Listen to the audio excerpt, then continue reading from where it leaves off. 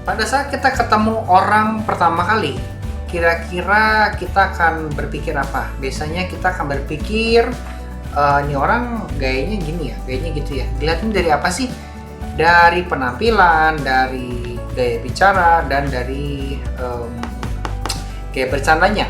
Nah, hal-hal yang tadi saya sebutin itu namanya first impression. Jadi kesan pertama pada saat kita melihat orang bertemu dengan kita. Jadi kita langsung menilai orang itu seperti apa dari pertama kali melihat. Nah, teman-teman, itu pun hal yang dilakukan oleh orang lain terhadap kita. Kira-kira mereka akan menilai apa sih terhadap kita pada saat kita bertemu dengan orang itu pada saat pertama kali.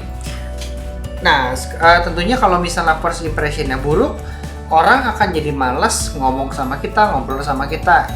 Apakah nanti kitanya akan jadi seorang pembicara, public speaker, atau mungkin kita seorang motivator, itu bebas ya, apapun profesi kita. Pokoknya kalau misalnya first impression-nya itu buruk, biasanya ke belakangnya buat ngobrol, buat mengenal lebih lanjut, itu akan jadi malas aja gitu bawaannya.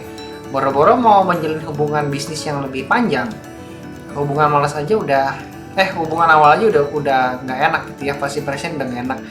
Jadi sekarang kita tahu ya bahwa first impression itu benar-benar sangat penting pada saat kita pertama kali ketemu.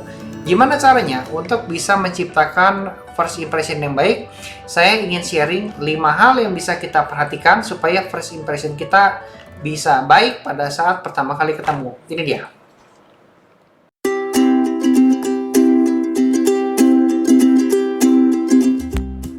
Oke teman-teman, ini adalah 5 hal yang bisa membuat first impression, kesan pertama pada saat kita bertemu orang. Bukan bertemu orangnya, tapi kitanya dinilai oleh orang tersebut langsung yang positif gitu ya. Nah, hal pertama adalah ketika kita tersenyum, orang akan langsung suka sama kita. Ya, jadi kalau ketemu orang pertama kali langsung kenalan, langsung pakai senyum, gitu. Kalau misalnya nggak pakai senyum, orang akan merasa kita galak, tidak welcome, dan orang akan jadi malas ngobrol sama kita. Orang yang senyum itu kasih kesan ramah dan bakal ngehindari dari first impression ya kesannya kayak jutek atau mungkin terlalu serius dan menyeramkan. Oke, so senyum ya.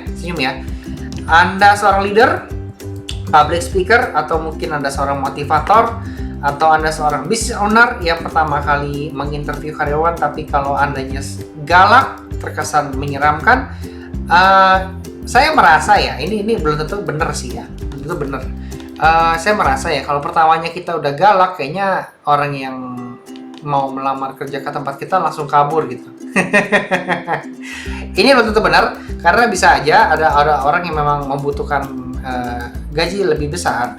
Maksudnya gini, memprioritaskan gaji yang besar, nggak apa-apa lah gue dihina-hina bos, terus ngatur sama bosnya, yang penting gue dapat gajinya gede. Memang ada tipe-tipe orang begitu, tapi saya merasa kebanyakan kalau zaman sekarang ini ya, kalau dari riset, gen millennials, gen Z, ataupun gen alpha lebih senang dengan kenyamanan di tempat kerja dulu daripada gaji yang lebih besar, karena pada dasarnya mereka sudah tercukupi kebutuhannya dari orang tua sebelumnya. Hal itu yang membuat gen ini lebih prefer dengan kenyamanan terlebih dahulu. What if kita mempunyai kesan pertama dengan tampang serius, orangnya bisa langsung kabur yang interview, apalagi umurnya yang masih muda. Oke? So, senyum ya, senyum. Yang kedua adalah sopan. Sebisa mungkin kalau ketemu orang pertama selalu sopan. Jangan bercanda yang nggak proper dulu. Ingat, selera humor orang itu berbeda-beda. Ya, sopan itu ada standarnya. At least kita panggil namanya, kita bisa nanya, Anda lebih senang dipanggilnya Bapak, Mbak, atau Om, Paman, segala macam. Kita bisa tanyakan terlebih dahulu.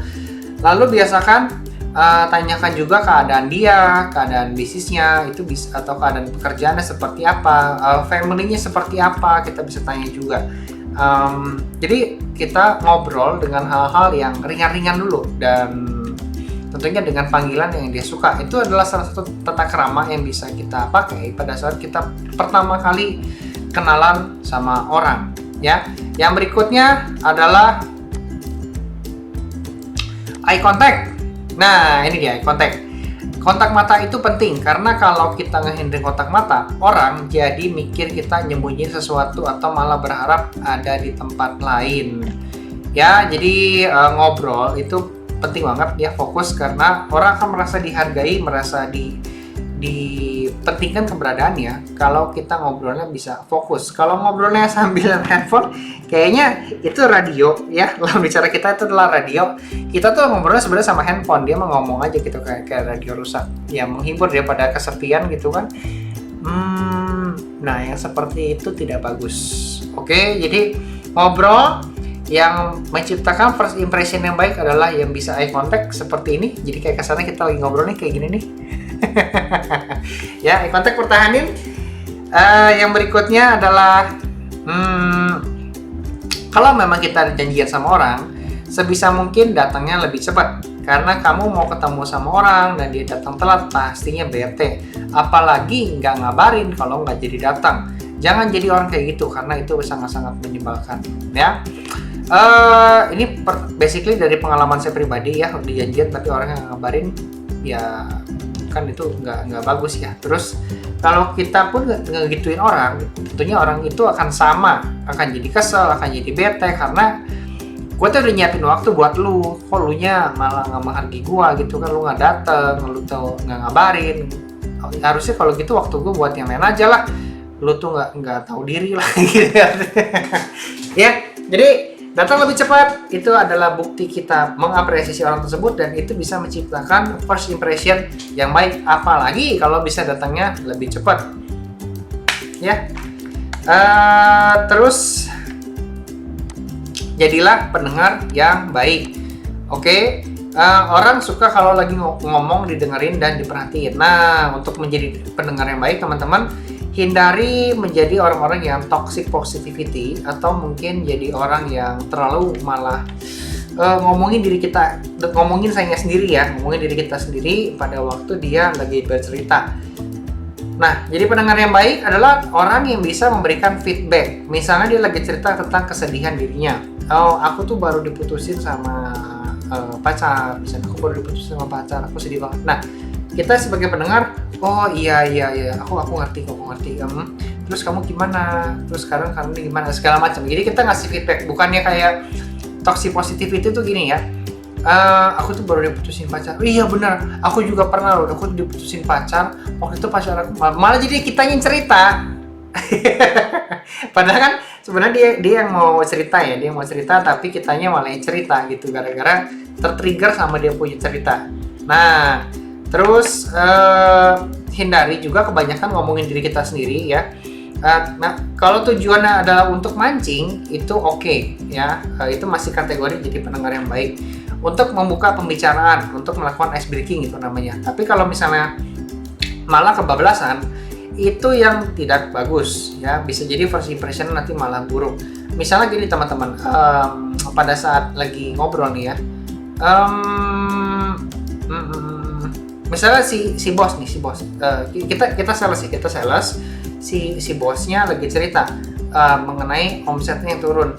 Aduh sekarang susah ya, omset tuh lagi turun, sepi, dagangnya tuh nggak bagus segala macam. Iya bos, benar. Ini lagi sepi ya, bener ya. Aku tuh kemarin ngorder ke sana juga sepi. Tahu nggak itu ke si toko ini tuh ya.